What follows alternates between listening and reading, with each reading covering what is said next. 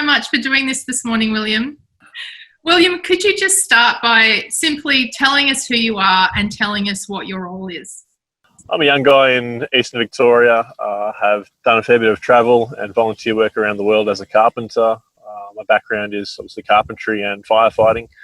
And having come home a couple of years ago, my pastor asked if I would consider taking a lead role in pioneering a church plant in my hometown of Orbost. I was about an hour away from Lakes Entrance Baptist Church. So through 2019, we were looking at what that might look like, how that might work.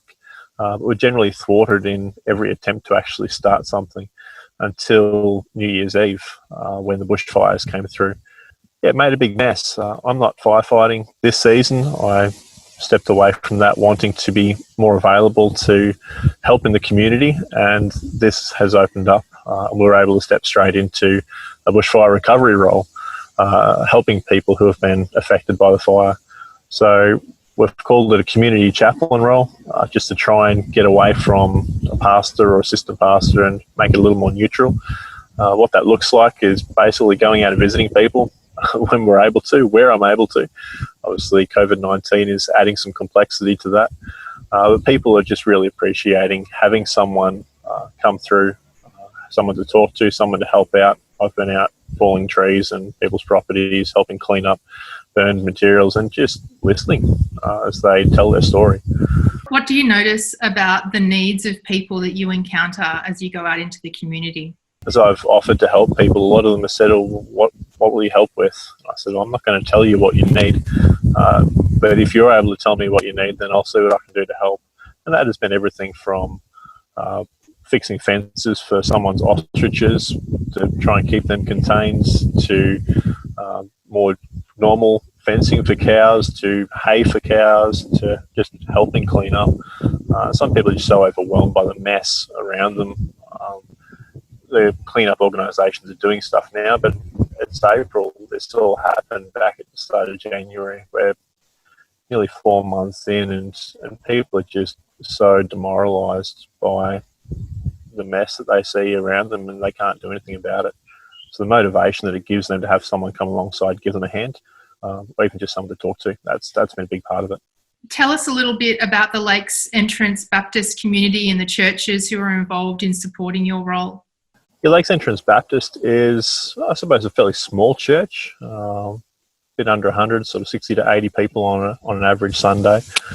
Many of those are older folk, being largely a retirement area, and a few young families, and not a lot of young adults, sort of my age, in the midst of that. So interesting demographics there.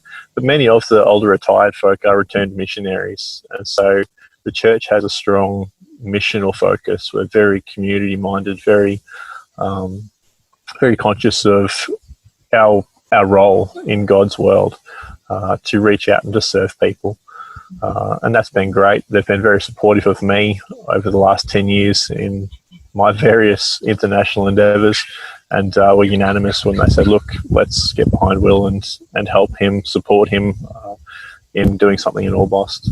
So that's Lakes.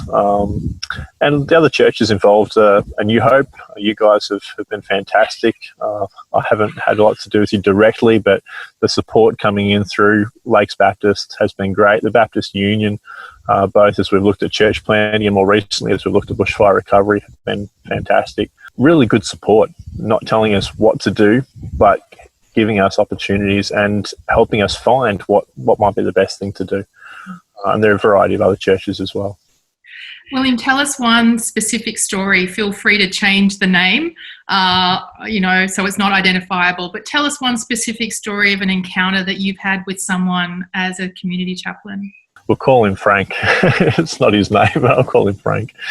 And I'd heard through the grapevine that Frank had lost a lot in the fires. I didn't know exactly what that amounted to. I knew where he was. Didn't know him personally, though it has turned out that my family has had contact with him in years past. I'm fifth generation local, so yeah, everyone knows my family. I felt it was the right time to go down and visit him on a particular day, but didn't know when. And I waited almost the entire day just praying, asking the Lord, when is it the right time to go and visit Frank? Frank had not long gotten home himself. When I saw him, he really didn't look that happy. And he said to me afterwards that he had all but vowed not to speak to another person that day. He'd had a shocking day, on top of the fact that his place was still on fire, even though the fires were out in a lot of other areas. I asked how I could help him, and he, with his sort of head in his hands, said, there's a couple of things that you might be able to help with.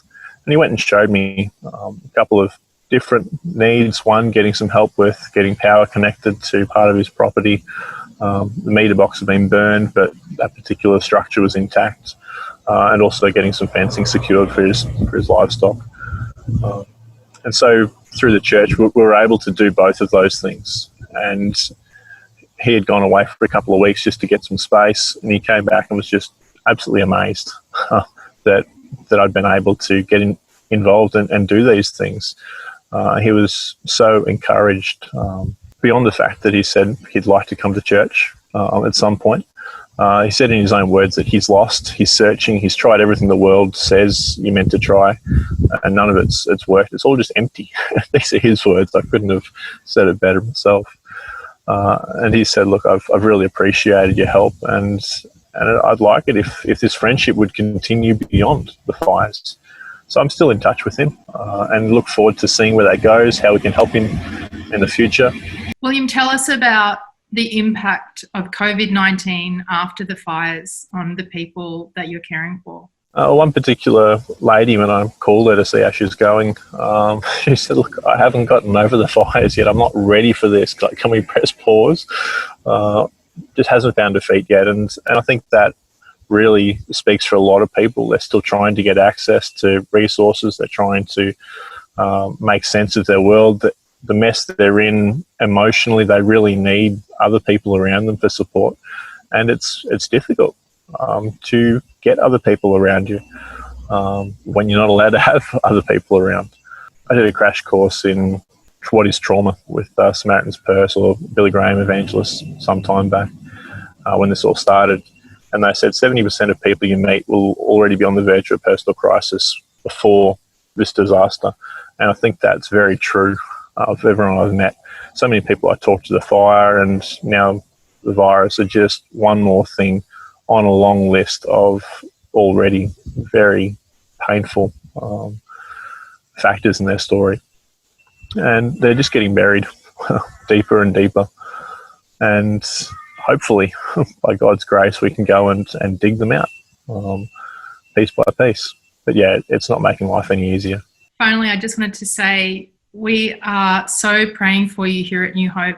We haven't forgotten you and the Lakes Entrance Baptist Church, or the people that have been fire affected across Gippsland. And our prayers go with you during this time, and we're here to support you. And so we look forward to continuing to partner with you and the church into the future. You're not forgotten.